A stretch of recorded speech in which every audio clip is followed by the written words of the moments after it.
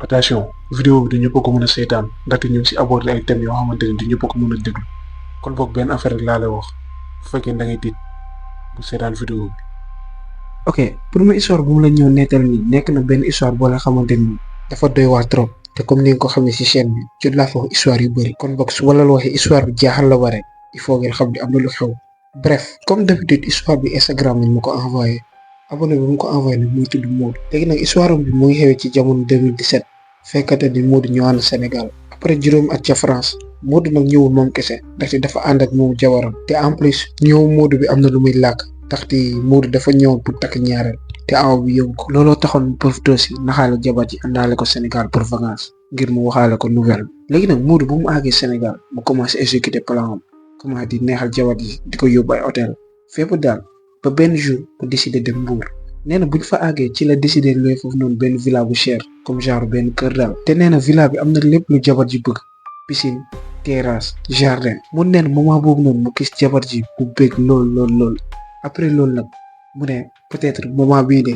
laa doon xaar peut-être mën naa ko wax damay ñëw takk jaareel nee na automatiquement mu takk fitam parce que nee na bëgguloon raté moment boobu noonu ndaxte après xamuloon jabaram yenn humeur lay neex mu takk fitam dem si jabar ji mu expliqué ko lépp mu ne dama la andi fii pour dalal sa xel ndaxte damay ñëw takk beneen jabar Modou neen bu mu waxee loolu malheureusement pour moom manigation mu defoon ci jàllul ndaxte jabar ji automatiquement mu commencé di yuux si kawam di ko saaga ndey mu dàq ko kër gi moom nag nee na buñ ko dàkkee mu ne xaaral mu bàyyi ko ndaxte jabar ji dafa mer mu jël otom taal ko dem benn hôtel bu jege ne bu mu eggee ci hôtel boobu noonu mu dugg laaj prix bi gars yi ne ko 200,000 Modou neen bu mu déggee prix boobu ci la dëppee dem yoonam ndaxte nee na xalaatul fay 200,000 ci benn guddi te de toute façon bu ko bëggoon sax yor liquide boobu noonu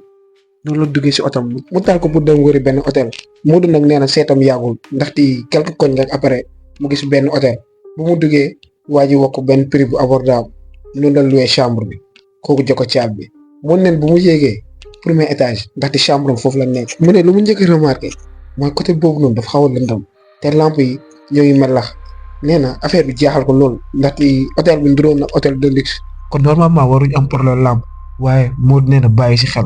noonu la précipité dem di tijji chambre am neen bu mu demee ba di waaj tijji chambre bi mu dégg benn mbir bu bizarre si néeg bu mu takkandoo mu tourné xool ci la seel ne ko buntu chambre dafa xaw a tijjee ko mun nag affaire bi jaaxal ko ban genre nit mooy bàyyi buntu chambre hôtel am di tijjee ko heure yi affaire bi wóorul te en plus mooy couloir bi buntu yëpp tëju à part buntu boobu noonu moment boobu noonu nag Modou kumpa jàpp ko noonu la décidé jënd chambre bi mu teg benn pas mu xëcc boobu bi si buntu bi ba mu xoolee ci biir rek moment boobu exactement benn affaire bu gaaw romb ci biir chambre bi noonu la Modou arrière nar a daanu affaire bi comme genre benn nit waaye tamit dafa nduróog takkandeer dafa ñuul kooku Modou xamul exactement lan la Modou tiitaange jàpp na ko lool noonu la gaawantoo tijji chambre am rek dugg ci biir bu mu duggee mu ñàkk tooy xeet mu dem naan ndox toog si lal bi ba tey mooy xalaat lan la gis ndaxte affaire bi dafa gaaw lool mënul nekk nit Modou loolu la doon wax si xamam waaye ba si yàgg rek mu fàtte ko ndaxte foofu noonu amoon na benn télé mu commencé seetaan émission mun neen émission bu mu jàppoon mu ngi koy fàttali bu baax du ko mës a fàtte ndaxte affaire bi guddi Ligue des champions la woon loolu taxoon mu jàpp Canal Plus pour xool résultat match yi ndaxte seetaanu ko woon bref comme ni ma leen ko waxee Modou mooy kon ne di seetaan match am fàtte na lu jotoon xew yëpp mun na nu mu tëdd si lal bi concentré wu di seetaan ci la déggee ñetti bruit yu fort yu jóge si mur bi Modou mu déggee loolu mu jóg taxaw fixé mur bi mu ne nu mu taxawee noonu rek bruit yi commencé waat comme si daa am ku nekk si ginnaaw di daj Modou nee na moment boobu noonu exactement la commencé woon fàttaliku lu mu jotoon a gis si beneen chambre ci la commencé xalaat lu ma gisoon est-ce que nit la parce que affaire yi bruit yi fort na trop nee na fu mu taxaw noonu bruit yi ñooy konne nee na affaire bi konne ba si yàgg rek mu arrêté Modou nee na mu avancé tuuti côté mur bi rek mu déggaat bruit bi waaye nag bii pas bruit bi fort noonu yëpp moo neen nu la jegee mur bi rek taf noppam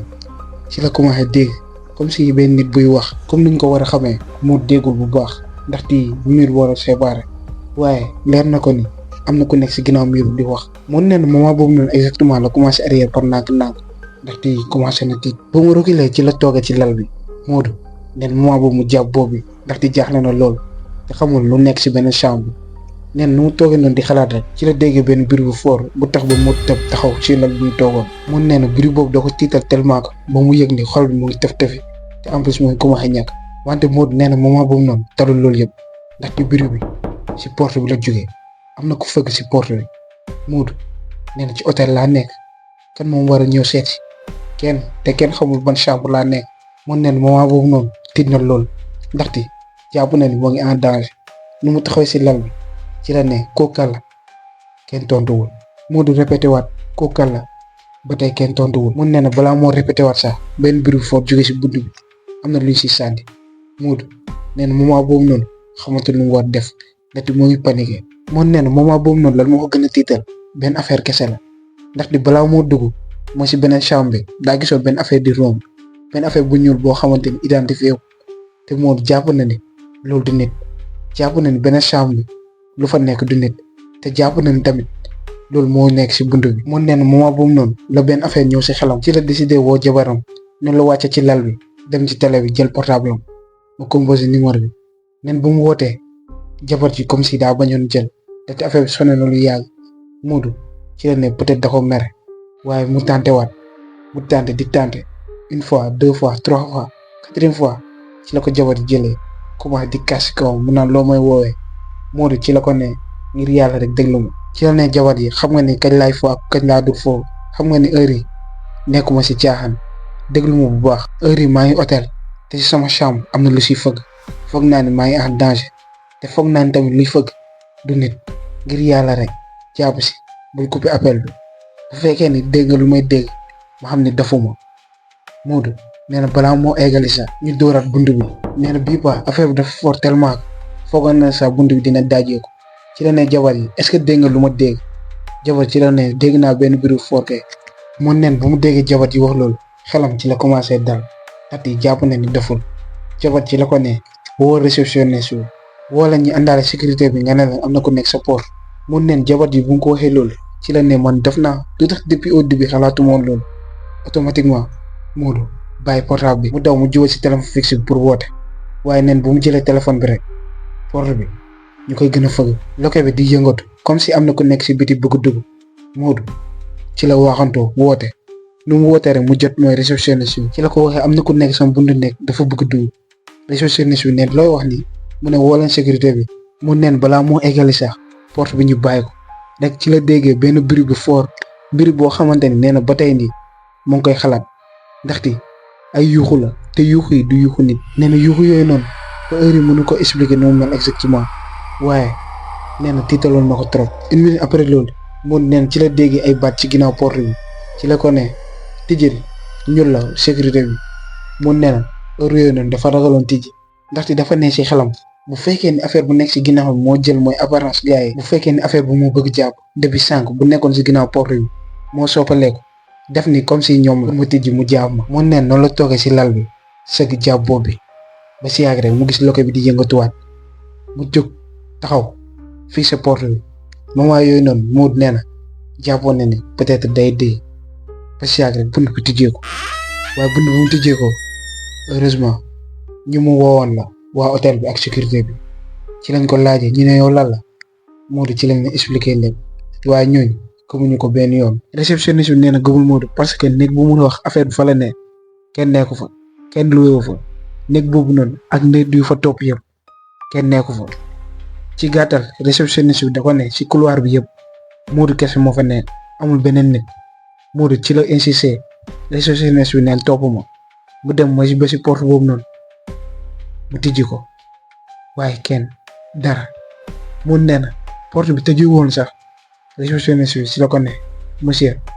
peut-être da nga xaw a sonn. Modou ci la insisté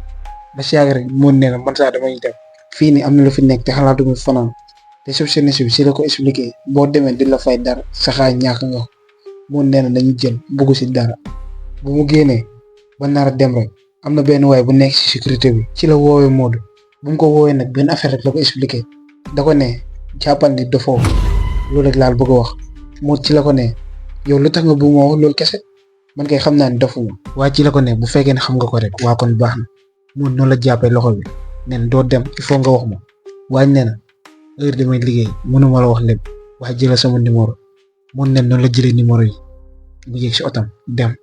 nen ci yoon bi yëpp mooy xalaat waaj lu mu wax waaye ba si yàgg rek mu fàtte ko bu mu eggee jabar yi kontaan gis Modou mun nee na guddi soosu metti woon na trop ndax ci nelawul normalement waaye lendemain bi la njëkk def woo waaj ay booru 11h waaye ci la ko ne ñu daje fenn mu ne ko ok ci lañ daje si benn restaurant bu xaw a jege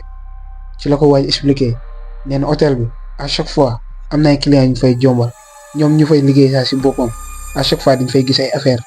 loolu tax mu ne hôtel bi am na ñu si dëkk waaye ñoom ñu fay liggéey da leen interdit ñu wax dëgg bi ndaxte seen patron jàpp nañ loolu day dàq clients yi waaj bi après bu mu waxee loolu ci la expliqué Modou histoire hôtel bi nee na hôtel bi fi ñu ko tabax noonu foofu ancien cimetière la woon maanaam armère looloo tax affaire yi bëri fa trop Modou nee na après bu mu déggee loolu xel bi gën a dal dafa jàpp na ni doful te en plus waaye jàppale na ko bu baax mun neen depuis boobu mosul delluwaat boobu sakantuma hôtel boobu noonu mun nag mooy gën a sant yàlla ndaxte affaire yooyu noonu yëpp toppuñu ko ma communiqué leen tamit beneen détail bu xaw a intéressant Modou nee na mujjul takk ñaareel boobu noonu xamul affaire yooyu noonu la wala leneen waaye mun neen après histoire boobu noonu waxatu si daara dellu na France moom ak jabaram ba heure yi am nañu ay doom yu bëri seen dund lépp nga docteur waar ñoo ngi dund mbégte ok gars yi pour ma histoire bi ni la jeexee histoire moo nekkoon histoire Modou j'espère que neex na leen ñu song si yenn histoire yoo loo xamante ni mooy gën a lëndëm histoire bi au moins jeexee na jàmm mais prochaine histoire yi comme ni ma leen ko waxee dina ñuul kooku bàyyi leen di dox timis ok histoire bu mën a ñëw nettal ni dafa tellement intéressant ndaxte daa am ay jàngat lii si mën a jëlee mu commencé ko par man ndaxte benn affaire boo xamante ni moom dama koy def à chaque fois affaire bi nag mooy lan dox timis ndaxte nekk naa nit boo xamante ni à chaque fois man su may dox timis damay fekk si yoon bi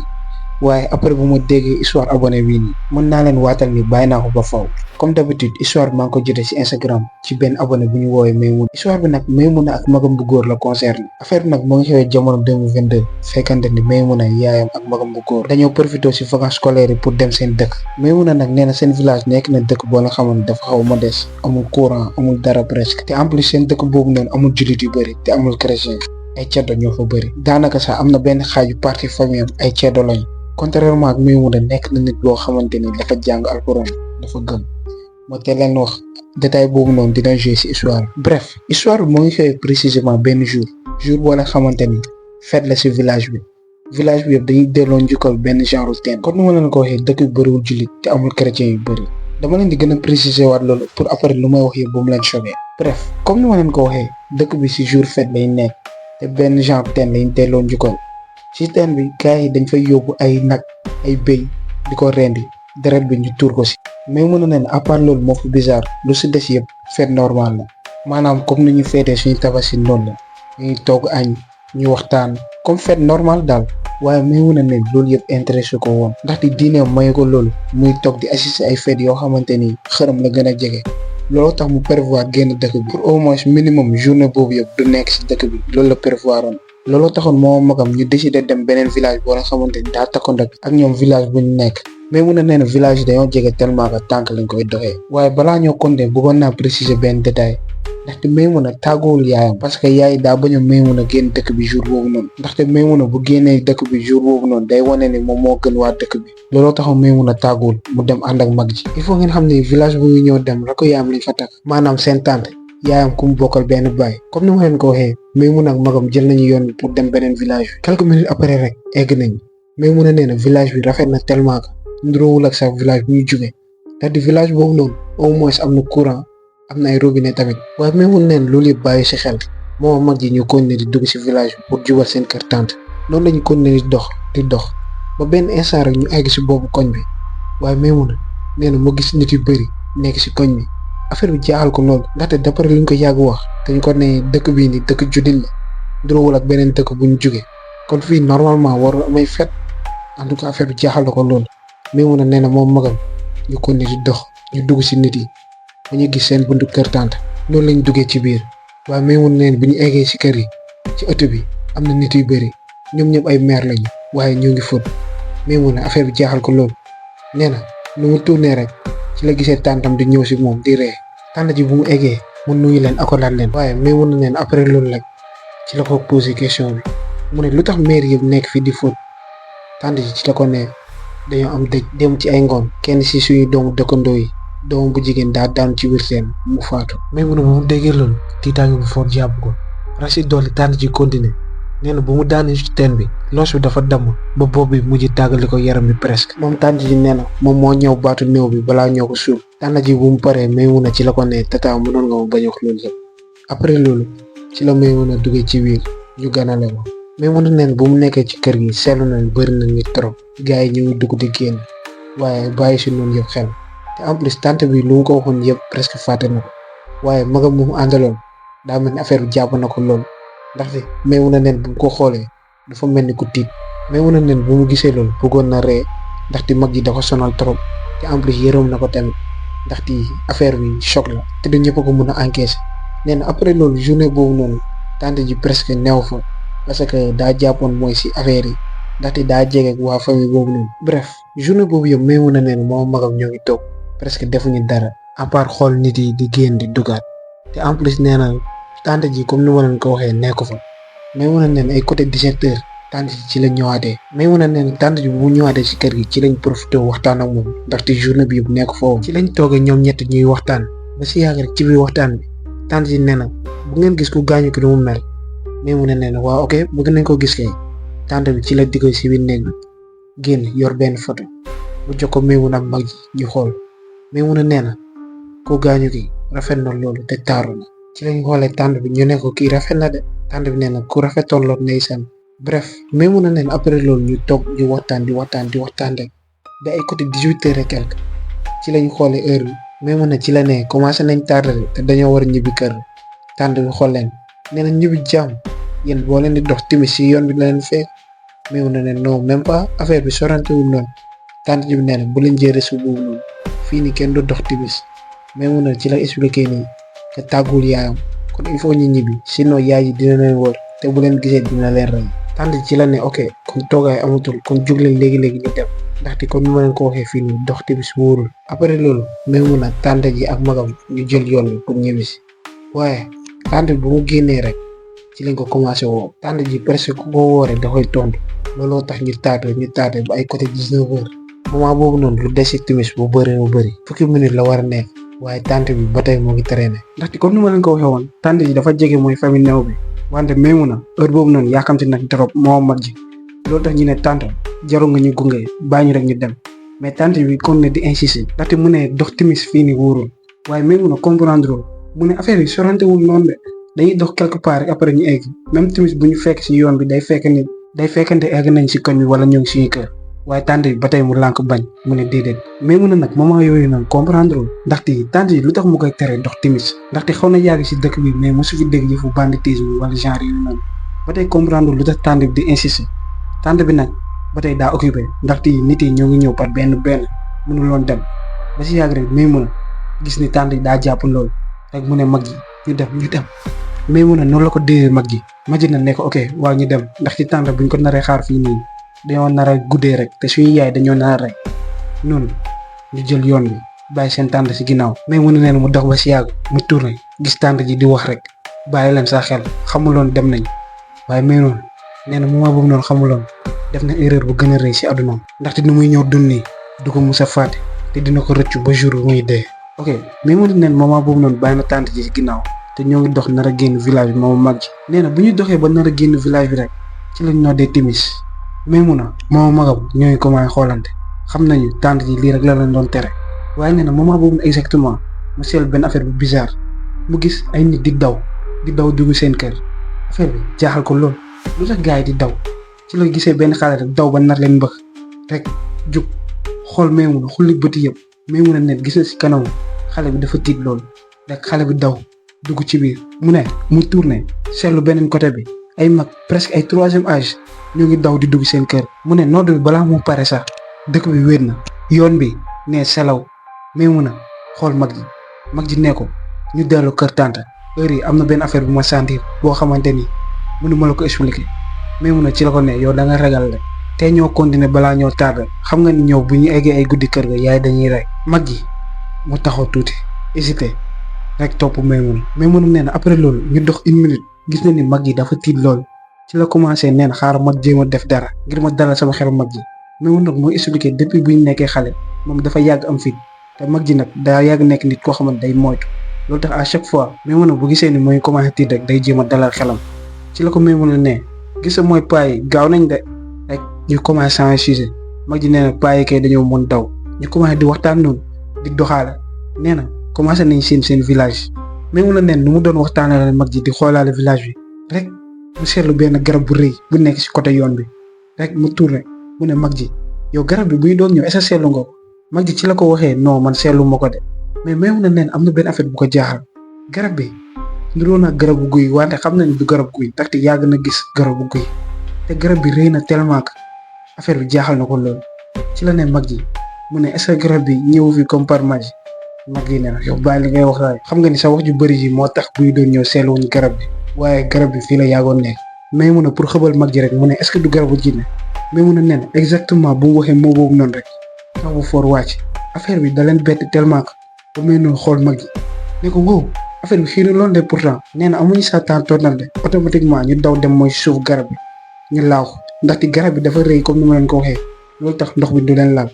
nen duy toogee noonu rek mu ne taw bi nii bizarre la dafa jég saa rek taw te gisuñu mu xiin mag ji ci la tonte Maimouna mu ne taw bi kay doy na waar trop Maimouna ak mag ji une minute plus tard ba da ñëw si taatu garab bi ndaxte taw bi daa dem di gën a foor mag ji ci la waxee Maimouna mu ne est-ce que duñu jéem a dugg si ndox bi même bu ñu tooyee saa garaawul nañ egg rek Maimouna ci la ko tontee mu ne non ñu toog rek taw bi léegi mu arrêté ñu toog rek ba si kanam nee na mag ji ne ko ok ñu toog nee na quelques minutes après rek ci lañ gisee benn nit nekk si boori mbaam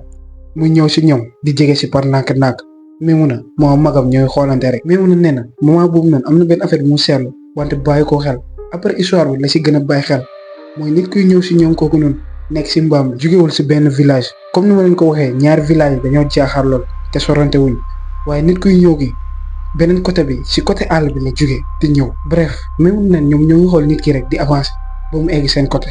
ci la ñuy ràññee ni nit ku ndaw la presque kooku xale la war a nekk waaye ba tey xamuñu ndaxte daa muur kanam bi yëpp muur tam yaram bi yëpp te lépp lu weex la sol rek mu wàcc ñëw ba si ñoom nuyuwu leen ba pare romb leen wiiri si ginnaaw garab bi jël mbaam bi tax ko Maimouna nen moment boobu moo magam ñoo ngi koy xool rek te nee na xawoon na mber tuuti ndaxte dafa jàpp nit kii nii da leen jàpp wala dafa gàtt xel ñëw fekk ay nit toog romb leen te nuyu leen waaye nit kooku noonu jóge si ginnaaw garab bi rek ñëw jubal si Maimouna di dox ba nànk-nànk Maimouna nen moo koy xool rek mu ñëw ba si moom rek tàllal loxo Maimouna jël loxoom tamit jokk waaye nee na moment boobu noonu sentir na benn affaire bu bizarre ba nga xamante ni mënu ko sax expliquer mu dindi loxo bi dem nuyu mag ji ne bu mu nuyee mag ji rek mag ji automatiquement tourné si Maimouna xool ko ñoom ñaa ñu xoolante même affaire bi ñuy sentir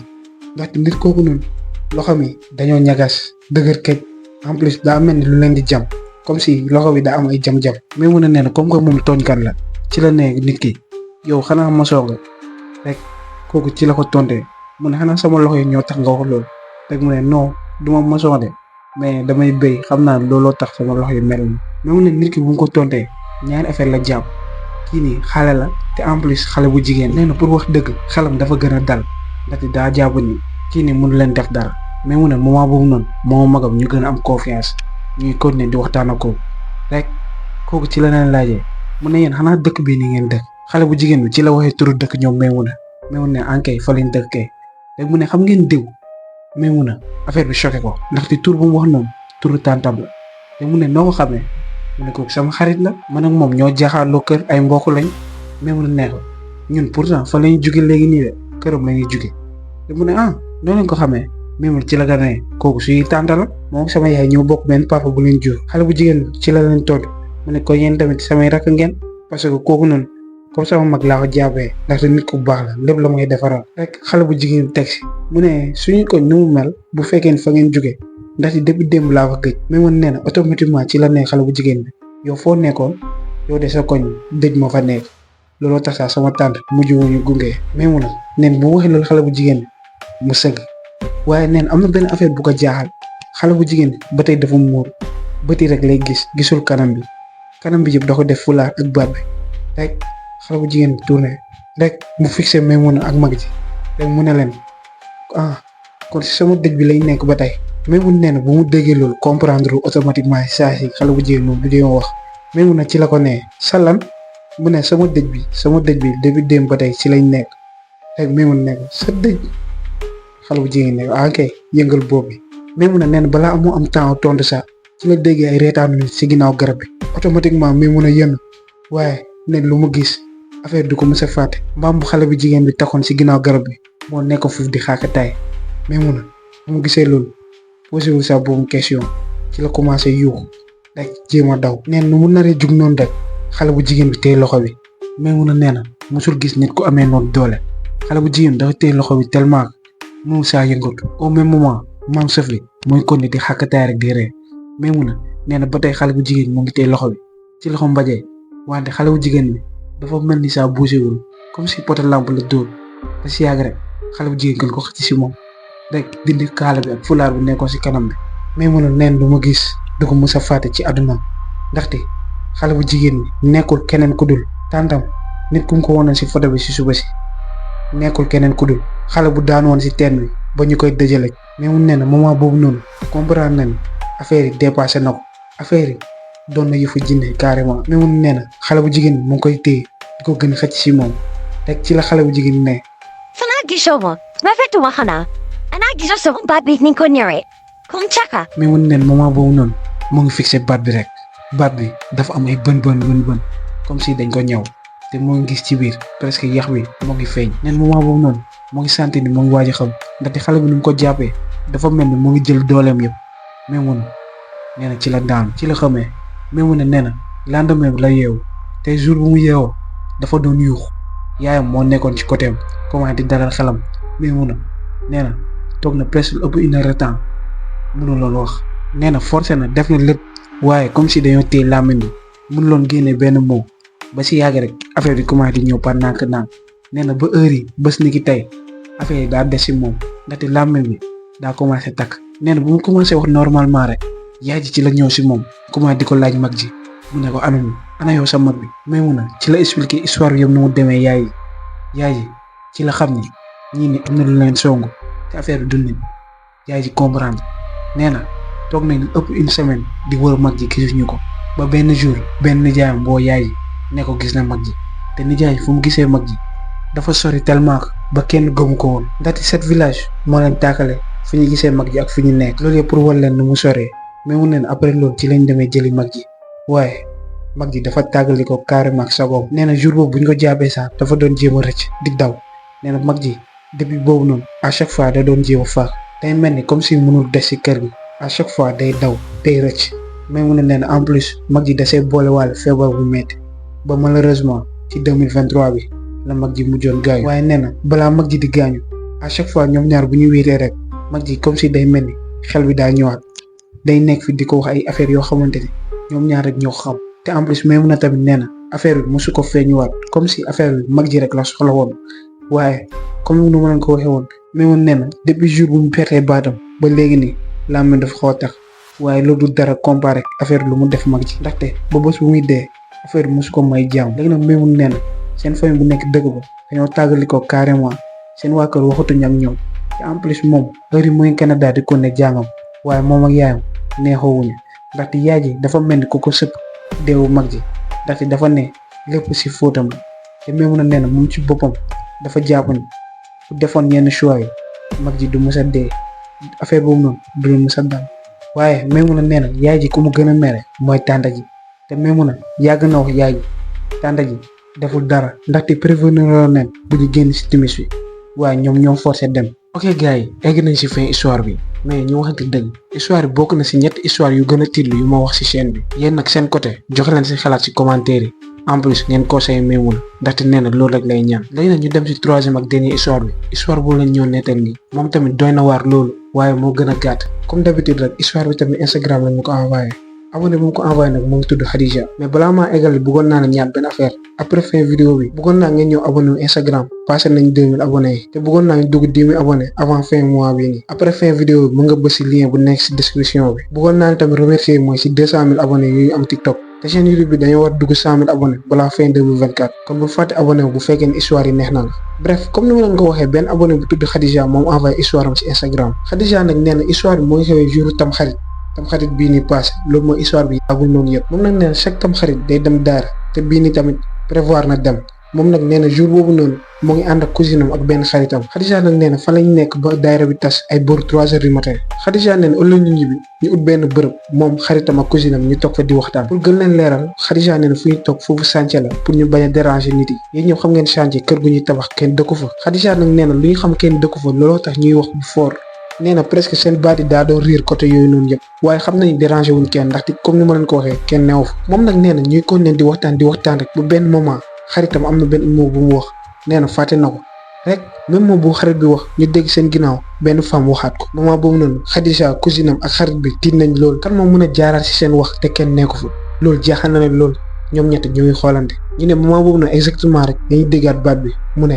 maa ngi nii. Khadija nee na ñoom ñu yëkkati seen bopp ci kaw ndaxte baat bi fa la jógee ci kaw étage bi chantier bi kenn dëkku fa comme ni ma leen ko waxee waaye Khadija nee na moom ak xaritam yi ak cousine bi bu ñu xoolee ci kaw ci lañ gisee kenn ku jigéen di weer ay yëre yu ñuul kooku te en plus ku jigéen gi def yaramu neen solul dara comme niñ ko juree. Khadija nee na bu ñu gisee loolu exactement calculé tuñu dara noonu lañ jëlee yoon bi daw ñibbi seen kër. Khadija nee na jour boobu noonu kenn si ñoom nelawul ndax tiitaange moo leen jàppoon. après jour boobu noonu Khadija nee na xaritam bi commencé am ay crise yu métti di yuuxu nee na feebar bi da ko jàpp ba mu mujj gaañu. quant à cousine bi tamit même feebar bi moo ko dal ay crise mu yuuxu yu métti loolu lañ ko jëlee yóbbu ko Casamance. Khadija nag nee na moom à chaque fois bu doon tëdd nelaw day mel ni am na ku nekk ci wetam te en plus nee na daa doon gént yu bizarre. nee na affaire bi mu ko commencé sonal rek ci la ko wax yaay ji mu jël ko mu yóbbu ko dem defi ruqya. Khadija nee na après bu mu defee ruqya ci la commencé dal di am jàmm. moom nag à chaque fois gars yi dañ koy ne am nga chance ndaxte ci groupe bi moom kese moo rëccagum waaye dara leeragul ndaxte à tout moment affaire bi mun na ko songaat. Khadija nag nee na benn affaire rek moo tax mu wax histoire am ngir nit yi di bàyyi génn yenn heures yi comme ni nga ko gisee gars yi histoire dafa xaw a niroog histoire Maymuna bi te ñoom ñaar ñëpp benn message lañ séddale mooy ngeen éviter di génn yenn heures yi xaw ma yéen de mais man personnellement yenn heures yi kenn mënu wax ba ma génnaat si. léegi nag gars yi comme ni nga ko gisee ñu ngi si fin vidéo bi bu leen ko fàtte aimer surtout ngeen partagé ko seen xarit wala seen mbokk yi ngir ñu xam danger yu nekk si dox guddi. léegi nag comme ni ma leen ko waxee woon ñëw na si Instagram lien baa ngi si description vidéo bi daal di dama fay posté yenn saa ay vidéo yu gàtt yu intéressant na jàmm yàgg si yéen prochaine vidéo semaine prochaine.